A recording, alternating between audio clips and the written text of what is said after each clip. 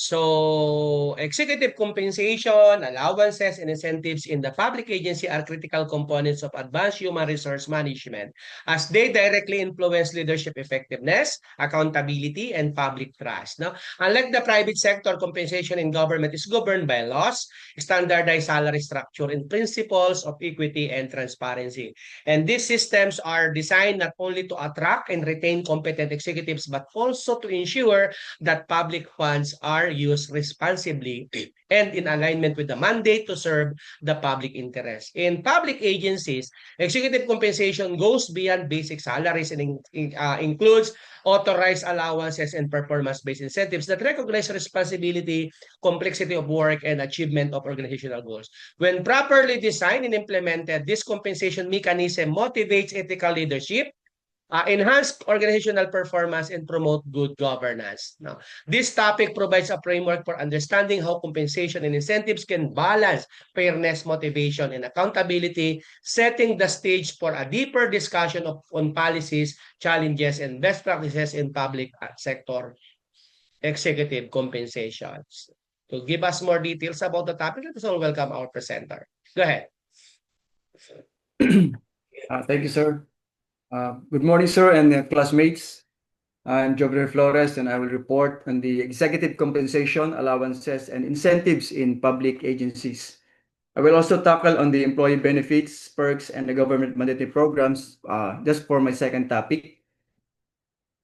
All government personnel are paid in a just and equitable compensation in accordance with the principle of equal pay for work, equal value.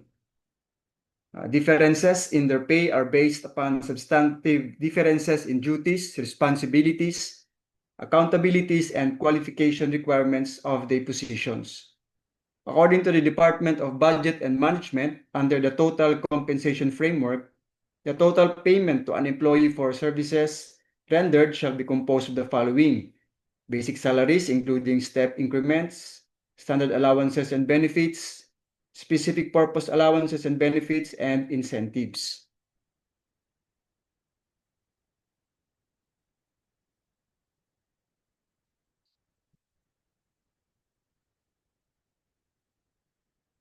So the first component, the basic salary. Salaries of government personnel are based on the salary schedule indicated in the Salary Standardization Law. Salary schedule is a table of salary grades with each salary grade representing a level of difficulty and responsibility of work. And it consists of 33 salary grades. Step increment increase in salary from step 1 to step 8 within the salary grade of a position.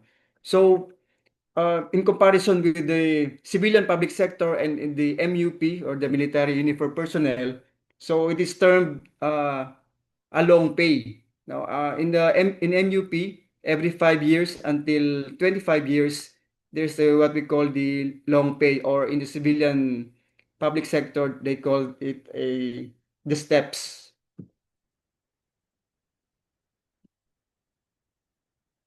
Second is the standard allowances and benefits. These are allowances and benefits given to all employees across agencies at prescribed rates, guidelines, rules, and regulations. So one is the Personal Economic Relief Allowance, or PERA. It is paid only when basic pay, the wage or base pay, is also paid. Two is the Uniform or Clothing Allowance, which is an annual provision for official attire. 3 is the year-end bonus and cash gift. The year-end bonus is equivalent to 1 month base pay and cash gift of 5,000. Third component is the specific purpose allowances and benefits. This is given to employees across agencies under specific conditions and situations related to actual performance of work at prescribed rates and guidelines. One is the RATA, or the Representation and Transportation Allowance, collective term for two distinct but complementary allowances: representation allowance and transportation allowance. Both allowances are given to selected officials to cover related expenses incidental to and in connection with the actual performance of their functions. Next is the per diem. A daily allowance given to employees to cover expenses while traveling for work, such as meals, lodging, and incidental costs. Next, the honoraria were given as a token of appreciation or a reward for gratuitous services on account of one's broad and superior knowledge or expertise in a specific field for which, going by custom, tradition, or propriety, no fixed price is set. Honoraria is granted to personnel for performance of tasks for involvement in its activities beyond the regular functions. Next is the night shift differential pay. Is paid at a rate not exceeding 20% of the hourly basic rate of the employee as determined by the head of the agency for each hour of work performed between the hours of 6 in the evening and 6 in the morning of the following day. Next is overtime pay. Overtime services authorized only when extremely necessary, like when non-completion of an activity with regular work hours will cause financial loss of the government, embarrass the government due to inability to meet its commitments, or negate the purposes for which the activity was conceived. Next is the subsistence allowance, a provision for meal or sustenance of personnel who, by the nature of their duties and responsibilities, have to make their services available in their places of work even during meal times.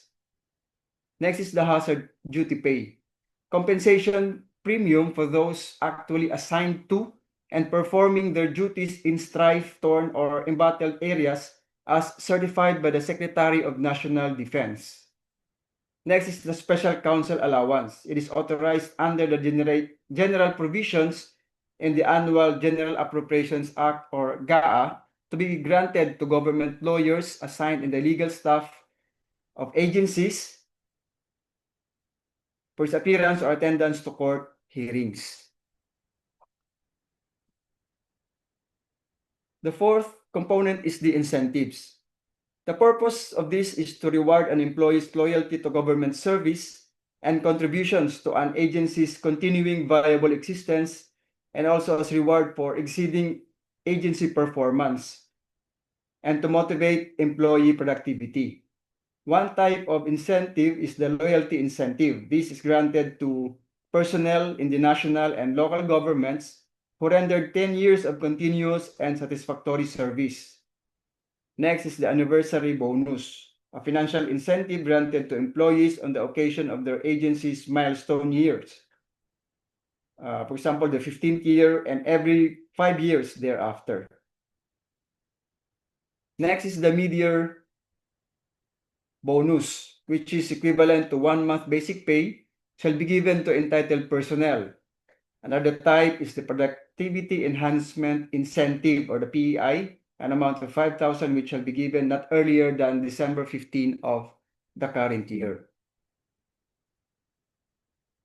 Next is the Collective Negotiation Agreement Incentive, in recognition of their efforts in accomplishing performance targets at lesser cost and in attaining more efficient and viable operations through cost-cutting measures and systems improvement. Another is the performance-based bonus, which shall be awarded depending on the agency and individual performance ratings.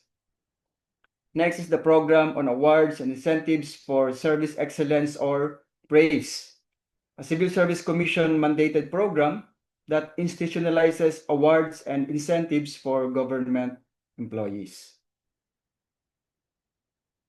So that will be all for my first topic, sir. The second topic will be on the employee benefits, perks, and the government mandated programs.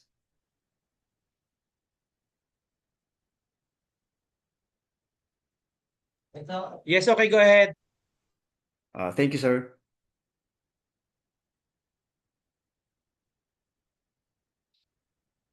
So the Philippine labor laws require employers to provide certain benefits to support employee welfare and ensure compliance with the labor code. These benefits are required by law and must be granted to eligible employees. First is the 13th month pay, mandatory for all rank and file employees, equivalent to 1/12 of the total basic salary earned within the calendar year. Must be paid on or before December 24. Next is the service incentive leave. 5 days of paid leave annually can be used for vacation or sick leaves granted to employees who have rendered at least 1 year of service. Not applicable to those already enjoying paid vacation leaves of at least 5 days. Next is the maternity leave. 105 days of paid leave for female employees and an additional 15 days for solo mothers. This covers live births, miscarriages, or emergency pregnancy terminations. Next is the paternity leave. 7 days of paid leave for married male employees granted for the first 4 deliveries, including miscarriage of the spouse. Next is the solo parent leave under Republic Act number 8972. 7 working days of leave annually granted to qualified solo parents with at least 1 year of service. And last, the special leave for women. Up to 2 months of paid leave under the Magna Carta of Women granted after surgery due to gynecological disorders. These are the government-mandated programs for employees in our country. So one is Social Security and Retirement, to provide Social Security and insurance benefits to government employees. Also, to protect civil servants against risks like retirement, disability, death, and other contingencies. This is administered by GSIS. Next is the National Health Insurance, administered by PhilHealth, to have subsidized healthcare, hospitalization, and serious illness coverage to ensure that the employee and their family can afford medical treatment without having to pay the entire bill out of pocket during an emergency or illness. Next is the Housing and Savings, administered by the Home Development Mutual Fund, or HDMF, better known as Pag-ibig Fund. Helps government employees by providing affordable housing loans, savings programs, and financial assistance such as calamity and multipurpose loans. It ensures that civil servants have access to long-term housing security, short-term financial relief, and retirement savings. Next is the Employees Compensation Program, or the ECP, a state-run, no-fault insurance system that provides benefits to workers who suffer work-related sickness, injury, or death. It is funded by employer contributions and administered by the Employees Compensation Commission.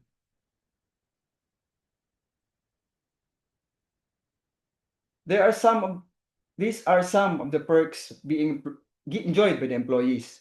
One is affordable health care.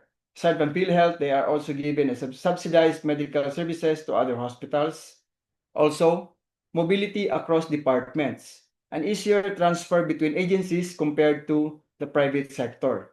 Then, flexible work arrangements, increasing adoption of remote work and flexible schedules, where employee can have an option on their work schedules.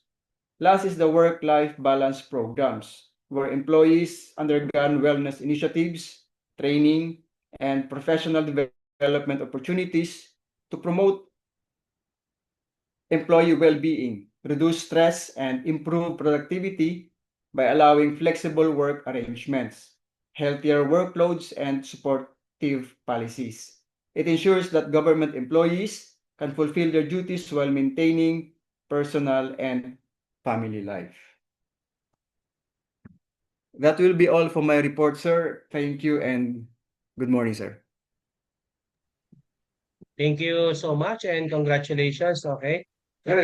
Employees' benefits, perks, and government mandated programs are integral to effective human resource management in public agencies, as they safeguard employee welfare while reinforcing motivation, productivity, and organizational loyalty. So beyond basic compensation, these benefits reflects the government responsibility as an employer to promote social protection, work-life balance, and long-term security for public servants. No? When properly administered, benefit system contribute to employee satisfaction, help sustain a stable, committed public workforce.